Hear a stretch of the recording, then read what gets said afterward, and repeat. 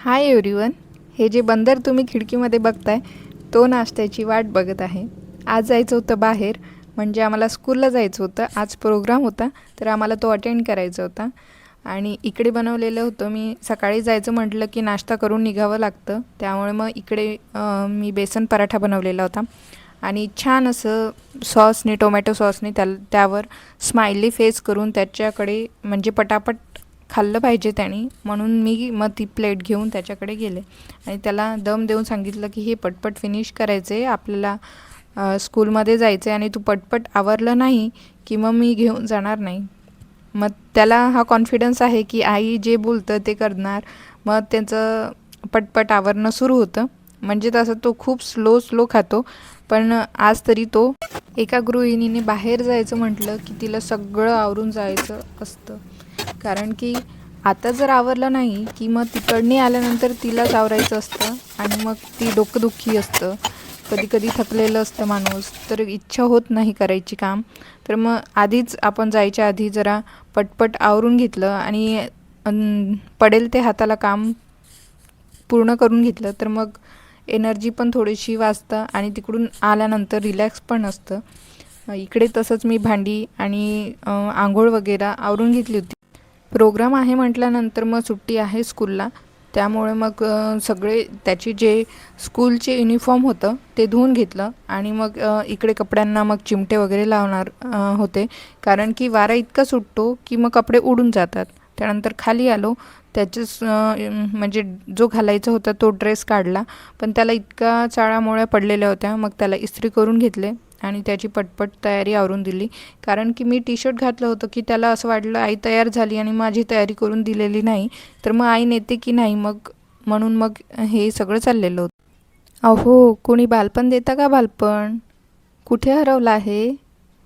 भेटतच नाही हो. कुणी सांगेल का? तर तेच बालपण आम्ही शोधायला चाललो आहे आज स्कूलमध्ये.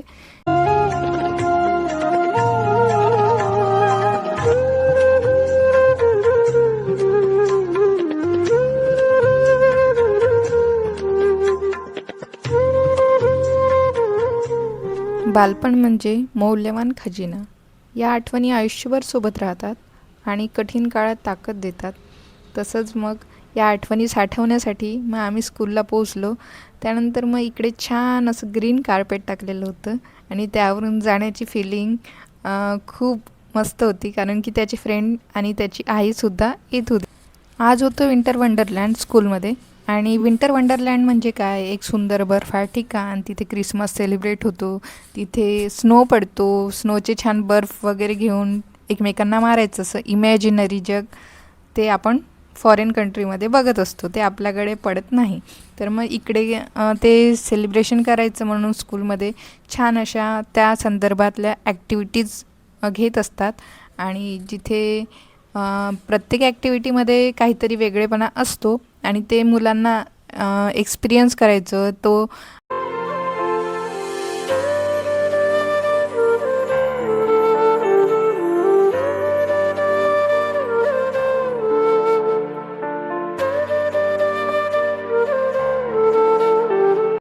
हिवाळ्यात आपण काय काय घालतो, म्हणजे थंडीच्या दिवसात आपण काय वेअर करतो, ते सगळे इथे चित्र ठेवलेले होते आणि ते आपल्याला शोधून काढायचे होते. म्हणजे मिक्सअप ठेवलेलं होतं, हिवाळ्यात, उन्हाळ्यात आणि पावसाळ्यामध्ये जे काही असतं ते सगळं इथे ठेवलेलं होतं आणि त्यामधनं आपल्याला सॉर्ट करून घ्यायचं होतं.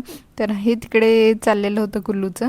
त्यानंतर मग इकडे आपल्याला रिंग्स टाकायच्या होत्या आणि त्याची फर्स्ट सेकंड गेले नव्हते, तर तरी तो निराश नाही झाला. मग थर्ड त्याची गेली आणि तो खूप हॅपी झाला. मग त्यानंतर त्याच्या एकही गेलेल्या नव्हत्या. आणि इकडे मग असे दोन गर्ल्स अँड बॉयज म्हणून ठेवलेले होते आणि त्यांना विंटर क्लोथ घालून द्यायचे होते. म्हणजे ते तयार करून ठेवले होते टीचरनी आणि त्यांना असं वेअर करून द्यायचं होतं. त्यांची कॅप, त्यांचे स्वेटर, त्यांचं पॅन्ट, हँड ग्लोव्ज आणि असं सगळं. तर असं काही होतं तिथे आणि मस्त एन्जॉय करत होतं. त्यानंतर मग इकडे फोटो फ्रेम बनवायचं होतं आणि एका कागदापासून. तर मग ते टीचर सांगत होते तसं तसं ते फॉलो करत होते सगळे स्टुडंट आणि फायनली त्यांची फोटो फ्रेम असं तयार झालेलं होतं. आणि त्यांनी सांगितलं टीचरनी की जे फोटो फ्रेम आहे ना, त्यावर तुम्ही तुमचा फोटो लावायचा घरी गेल्यानंतर. आणि इकडे मग रोल प्ले कॉर्नर म्हणजे जिकडे किचन सेट ठेवलेला होता आणि छान अवन होतं तिथे, बेसिंग होतं, गॅस होती, स्टोव होता आणि इकडे सगळं त्या भाज्या वगैरे होत्या ज्या प्लास्टिकच्या होत्या आणि त्यांना डिश बनवायची होती. तर कोणी काय बनवलं हे सगळं टीचर विचारत होते तिथे आणि सुंदर असा क्लासरूम अशी छान रंगवलेली होती. सगळं करून मग आम्ही घरी निघालो आणि खूप एन्जॉय केला तिथे कारण त्याचे फ्रेंड होते आणि मग सगळं आवरून मग इकडे घरी पोहोचलो. त्यानंतर मग ऑब्व्हियसली तो पोहोचला आणि लॉक होतं तर लॉकची चावी माझ्याच जवळ होतं. तर